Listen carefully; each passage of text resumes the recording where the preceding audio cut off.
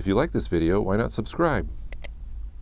Hey everybody, welcome back to the weekly recap Q&A. That's the show where I sit in my car and talk to the camera. Why am I in my car? Well, the sound's not bad for a camera with on-camera mics, and I don't really have any studio space, so here I am in my portable studio. Today I have a special feature on the recap Q&A show, and that's this. The addition of a thermometer. It is the summer months now, and since you can't run AC when you're shooting, as many of you know, plus my car doesn't have AC, since it's an older car, AC went out long ago. It gets a little warm in here during the summer, so I thought I would share. As some of you pointed out, you can see sweat forming on my face and neck when I do this show. Currently, it's 81 degrees in the car right now, and with 66% humidity. So this is a new feature I'll be sharing with you as the show goes along. I'll share you the heat at the end also, so you can see how hot it gets in the car while I'm doing this. That being said, on this show I answer questions people have sent to me through my email address. That's thefrugalfilmmaker@gmail.com. That's your best way to get your question answered on this show. You might also get it answered if it's in a comment to any YouTube video I've made, although I tend to sometimes I miss those. I'll try and answer your question directly through email also, but hopefully at least on this show. As far as the latest, what's going on, I'm going to go ahead and give you some, well, also something else I should mention that I mentioned last week was that I will no longer be accruing links that have, collecting links that have been accumulating on Facebook and Twitter in the description below, because that Facebook group has become so huge that for me to go through a week's worth of posts to find links has become practically impractical. So I'm not doing that anymore. So if you want those links that accumulate on those mediums, you know, follow me on Twitter or go to the Facebook page and become a member. It's really easy, and you can see the links as they come. That being said, let's go ahead and go give you a little update to my thesis film collection day that I've been talking about for a while. Something I've done recently is I put a little widget on my blog, which is at thefrugalfilmmaker@gmail.com, that has a countdown to when the Kickstarter campaign will arrive to fund the movie. Well, I'll be asking everybody for help to help me fund it through crowdsourcing on Kickstarter. So that's something new. Also, if you've been paying attention or noticed on the Facebook page for Collection Day, which you can go directly to at collectiondaymovie.com, that'll redirect you to the Facebook page. We've got a cast now. We've cast the film. A list of the cast members are posted. So if you want to check that out, you can go look anytime. That's pretty exciting. I'm excited to work with this group of actors. I think they're really good and talented, and there's going to be some interesting things coming before the actual production of the movie or even the Kickstarter video. I want to do some things with these actors. One of the things is going to be happening this week, and that is because there's some gunplay in the movie, I wanted to give the actors that are supposed to be shooting firearms some experience shooting real firearms. So we're going to go to a shooting range, and there's going to be two characters, the lead and her partner will be actually on the range shooting automatic rifles, well, not fully automatic obviously, but semi-automatic rifles, a rifle, and then some pistols. So that's just a way I'm trying to get the actors kind of in the mindset, even though on set we're going to be using airsoft guns with gas blowback, so it looks like the slides are moving, and I'll be adding muzzle flashes in post, so they'll get the idea of what it feels like to shoot a real gun. And then later, probably next month, during the Kickstarter campaign, we'll be doing some tactical training with the characters that are supposed to have a military background, so they understand how to move, how to hold a gun, how to look realistic while they're holding a gun, how to shoot, yada yada yada. So that's some things that I'm doing to help the actors hopefully get into their roles more. I think that's important to help them perform more organically, so they're not necessarily worried about how to hold a gun or how to shoot a gun because they already know it. And even though, I mean, granted, it's not like, you know, they have real military experience, so that's just completely second nature, but that's the idea, is to give them that sort of second nature thing. And hopefully we'll also be able to have a consultant on the set, so if they do something wrong and I miss it, they'll be able to step in and say, hey, she's, you know, holding the gun wrong or whatever. Anyway, so that's what's going on there. So look for that in a couple of weeks. The Kickstarter campaign will start up, and you'll be hearing more about that because I'll be talking about it until that rolls around on August 1st. That's the tentative date we're going to start. All right, so let's go ahead and jump into our questions. Oh, look, we've climbed to 84 degrees and 67% humidity. It's getting a little warm in here. I can feel the sweat on my upper lip. All right, our first question comes from Sam Scherf, who says, if and when you take away the link postings on YouTube about items that you mentioned in your weekly shows, can they still be seen on your blog? If so, do I have to subscribe? I did see the postings of that show on the first page of your blog. I don't even know what an RSS feed is. I don't want to become a Facebook user. Well, Sam, the links that accrue on Facebook, which I would normally put on my blog, as I did in the description of this YouTube video or YouTube videos such as this in the past, I will no longer be doing that on either place. However, I think what you're asking me here is whatever I talk about on this show now, will they still be in the description or on the blog? And the question is, and the answer to that is yes, they will be. The only thing that won't appear on this show anymore are the links that build up on Facebook and Twitter, which I would normally just accumulate, or at the end of the week I would go through all those things and give everybody kind of a second chance to see those if they hadn't before. But that just is taking too much time and it's not practical for me to do anymore, so I'm not doing it. However, everything that I mentioned now in this show that has a link attached to it, I will put it in the description of the YouTube video and on my blog, so those things will be available in both places. And if you don't know what an RSS feed is, it just stands for Real Simple Syndication. It just means you can have a simple program that will allow you to scan blogs really quickly to see if they have updates. There's one called Sage that you can use as a plugin for Firefox. That's what I use, and it just brings up a sidebar. You can easily add feeds from other blogs, and then every time there's an update, you can scan your list, and every time there's an update, the name of the blog will appear in bold. It's really nice and handy. That's what I use to find links and interesting things. So that's what that is. But if you don't want to mess with that, don't want to mess with Facebook, completely understand, but I will include anything that I'm talking about in this show on my blog and on in the YouTube description. So there you go.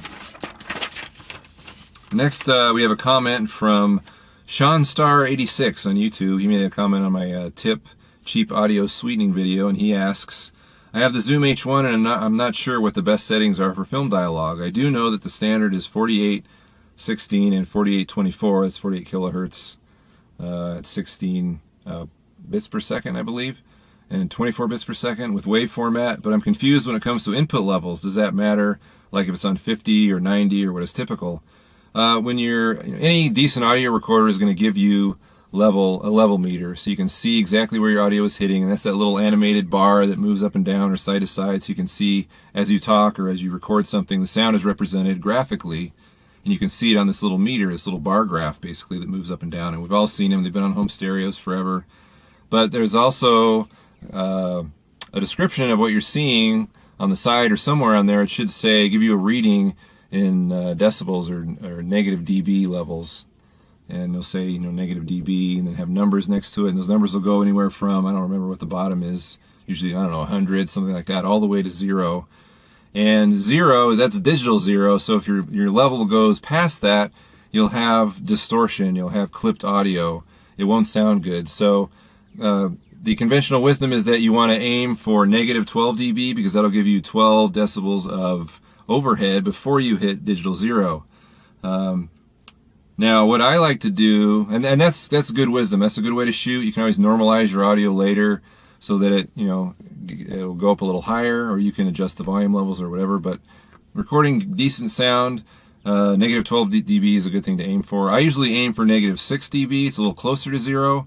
But because I put a lot of videos on YouTube and people tend to have weaker speakers and laptops or phones or whatever, I like to aim for negative 6. Even if I record at negative 12, in post I'll always kind of jack it up to right around negative 6. I think that's a good place for sound. So if anyone agrees or disagrees, let me know but in the comments. But that's what I shoot for, and hopefully, Sean, that helps you. Because if you record your audio too low, obviously, then you try and boost it in post, it's going to sound awful. You're going to get a lot of hissing.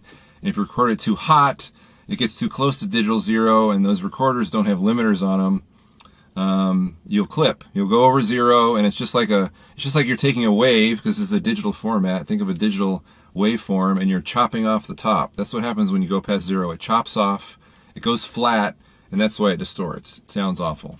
So that's my advice. All right, finally we have a letter from Stuart Hunsaker who says, can you talk about how much practice your actors are doing for their scenes, how it's handled, and who all is there? Can you talk to the rehearsal side of things? This is something, I recently took a class in film school. It's called Directing Actors, and I've mentioned this book before, Directing Actors, by Judith. Oh, I can't remember last name now. I'll put the link in the description. It's a really good book. I've mentioned it before. And it talks about working with actors in rehearsal.